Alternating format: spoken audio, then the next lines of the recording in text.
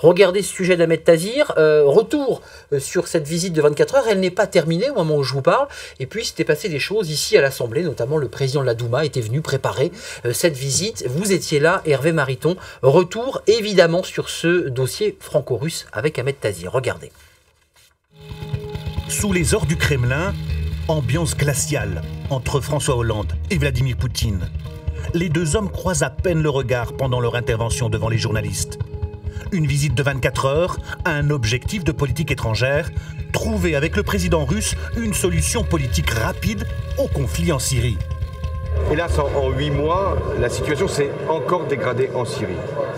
Et nous avons maintenant, avec le président Poutine, la même conviction. Il faut accélérer la transition politique. Oui, nous avons des nuances. Et ça fait partie aussi de la qualité de la relation entre la France et la Russie, de les dire. Mais nous devons les régler parce qu'il y a besoin de la Russie pour trouver l'issue politique qui est attendue depuis trop longtemps. Il y a des dizaines de civils qui meurent chaque jour. Nous avons besoin de la Russie pour régler la question syrienne. À Moscou, il y a la diplomatie, il y a l'économie aussi. François Hollande est accompagné d'une quinzaine de dirigeants d'entreprises. Airbus, SNCF, Sanofi, Thales, Total. En mal de croissance, la France est avide d'investissements russes. Il y a aussi des investissements russes en France. Есть российские инвестиции во Франции. Mais nous souhaitons qu'ils soient plus importants encore.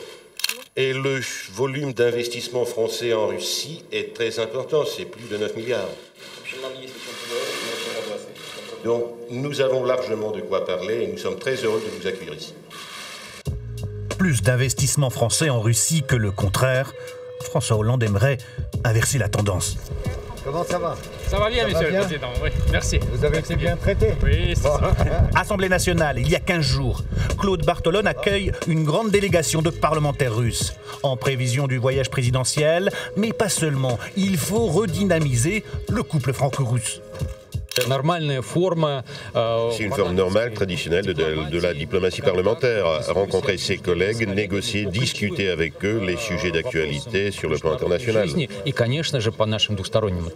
Nous avons évidemment des liens culturels, politiques, historiques avec la Russie qui font que nous avons un faible pour ce pays en France. Et que nous sommes d'accord, nous sommes très reconnaissants à la Russie, par exemple, dernièrement, d'avoir appuyé la politique de la France et l'intervention française au Mali. Donc nous avons énormément de sujets sur lesquels nous nous retrouvons, mais nous avons des sujets de discussion sur lesquels nous ne sommes pas forcément d'accord.